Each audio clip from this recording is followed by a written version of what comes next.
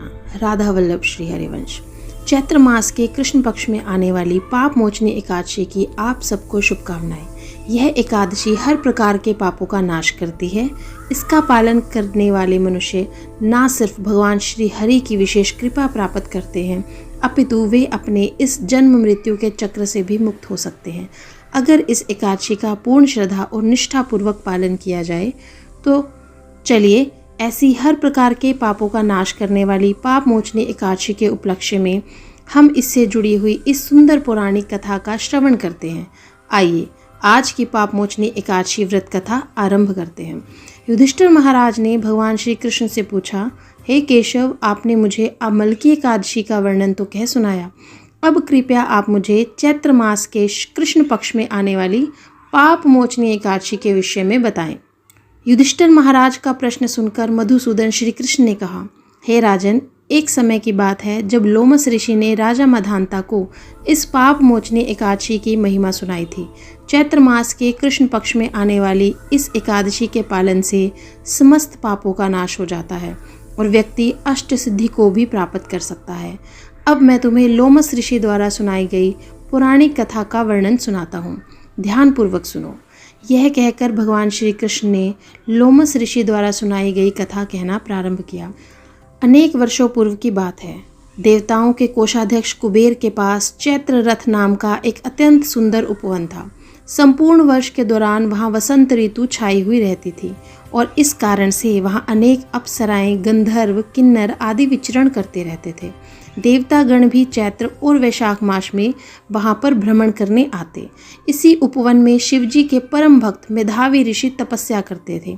अनेक अप्सराओं ने उनकी तपस्या भंग करने का प्रयास किया था, लेकिन वे निष्फल रही थी। इसीलिए मंजू घोषा नामक एक अप्सरा ने उनकी तपस्या भंग करने का निश्चय किया।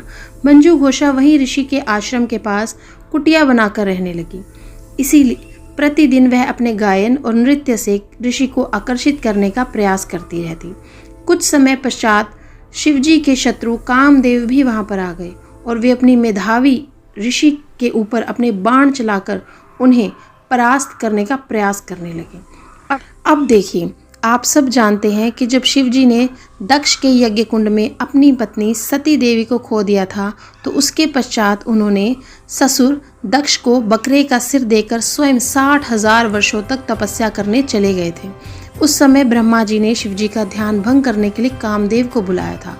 कामदेव ने शब्द, स्पर्श, रूप, गंध इत्यादि अपने हर प्रकार के बाणों द्वारा शिवजी के ध्यान को भंग करने का प्रयास किया था। उस समय शिवजी को कामदेव के ऊपर अत्यंत क्रोध आया और उन्होंने अपने तीसरे नेत्र के द्वारा कामदेव को भस्म कर दिया। हालांकि उनका शरीर नष्ट हो गया, लेकिन उनका अस्तित्व तो अभी भी था। इसीलिए कामदेव ने सोचा कि मेधावी ऋषि, जो कि शिव जी की तपस्या कर रहे हैं, उनके ध्यान को भंग किया जाए। यह सोचकर कामदेव ने मेधावी ऋषि के शरीर में प्रवेश किया। कामदेव के शरीर में प्रवेश होते ही ऋषि अत्यंत सुंदर दिखने लगे। उसी समय अप्सरा मंजू घोषा ऋषि के पास आई। ऐसी स्थिति में मेधावी ऋषि कामदेव के बाणों से पराजित हो गए और अपनी उपासना को भूलकर उस अप्सरा के साथ संलग्न हो गए। इस प्रकार अनेक वर्ष बीत गए। जब मंजू घोषा ने देखा कि ऋषि का पतन हो चुका है, तो उसने स्वयं स्वर्ग वापस लौटने का निर्णय किया और ऋषि से आज्ञा मांगते हुए कहा कि ऋषिवर, अब आप मुझ पर दया करें और मुझे स्वर्ग लौटने की अनुमति दें। मंजू घोषा की बात सुनकर ऋषि ने कहा, हे सुंदरी, तुम अभी संध्या में ही तो आई हो, रात्रि यहीं पर रुक जाओ, प्रातःकाल चली जाना। इस प्रकार मंजू घोषा ऋषि के साथ 57 वर्ष 9 महीने और 3 दिन तक रही। लेकिन ऋषि को यह संपूर्ण समय अर्धरात्रि के समान प्रतीत हुआ। जब दोबारा मंजू घोषा ने ऋषि से जाने की अनुमति मांगी, तो ऋषि ने फिर से उसे अपने साथ ठहर जाने के लिए कहा। लेकिन अब मंजू घोषा को ऋषि की योगिक शक्ति का भय लगने लगा। उससे लगा कि जब ऋषि को वास्तविकता का ज्ञान होगा तो वह अवश्य ही मुझे श्राप दे देंगे। इसीलिए उसने प्रेम पूर्वक वाणी में ऋषि से कहा, हे ऋषि, आप मेरे साथ गुजारे हुए अपने समय का ध्यान करें। क्या अभी भी आप संतुष्ट नहीं हैं? जब ऋषि घोषा के यह शब्द सुनकर ऋषि ने काल की गणना की, तो उन्हें अपने कर्म पर पछतावा हुआ। उन्होंने क्रोधपूर्वक लेकिन अश्रुपूरित नेत्रों से कहा, अरे अरे, मैंने अपने जीवन के 57 वर्ष व्यर्थ कर दिए।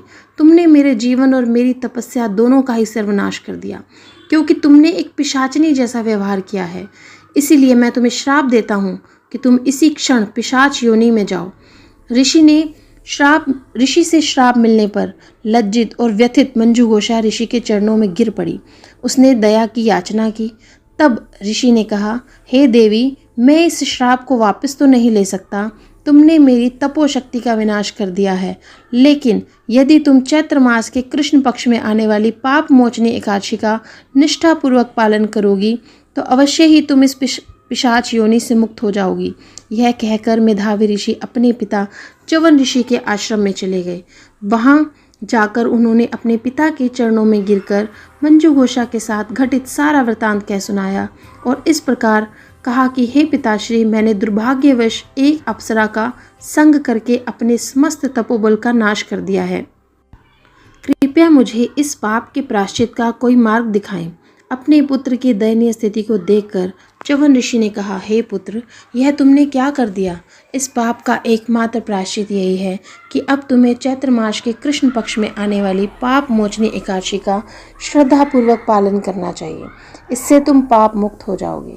च्यवन ऋषि के वचन सुनकर मेधावी ऋषि ने अत्यंत गंभीरतापूर्वक और कठोरता से पाप मोचनी एकादशी का पालन किया और वे सभी पापों से मुक्त हो गए।